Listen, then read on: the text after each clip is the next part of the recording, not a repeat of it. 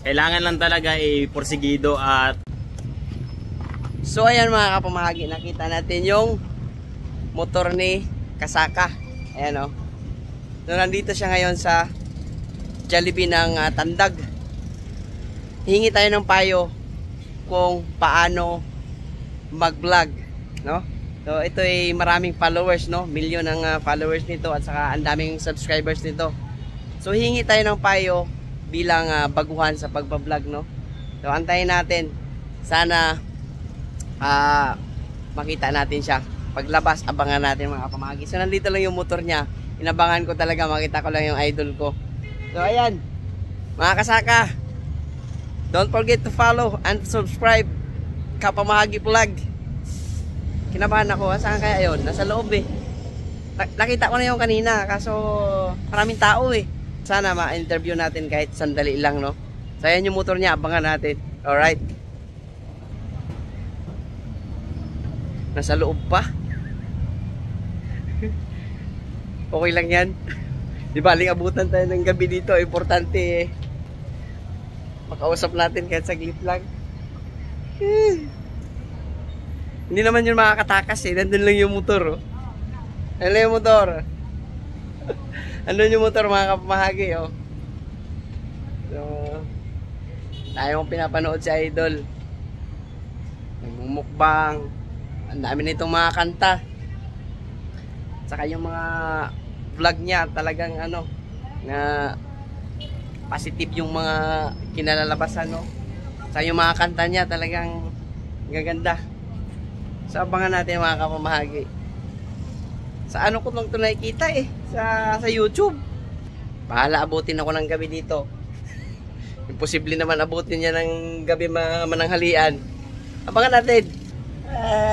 Wala pa talaga. So, napanood ko yung vlog niya nung nakaraan. Inabangan niya si Idol Manny Pacquiao, no? Makausap, makapag-picture. So, same din ako ngayon. Inaabangan ko siya. Nakausap ko na siya kanina sa loob. So, nakapila siya dun sa may ano, sa counter, no? Ikaso, maraming tao. So, nakapagpa-picture na rin ako. Binigyan nga ako ng sticker. At ngayon gusto ko lang ano marinig mismo sa bibig niya kung mga advice niya ba kung anong gagawin natin ito para ano para makilala tayo sa YouTube, no? Abangan natin, bahala abutin tayo dito ng siyam-siyam. 30 minutes na ako nag-antay dito sa labas. Antayin ko talaga yon bago tayo umuwi ng Kantilan. Nandito na tayo eh. Baka makawala pa to. Ayun.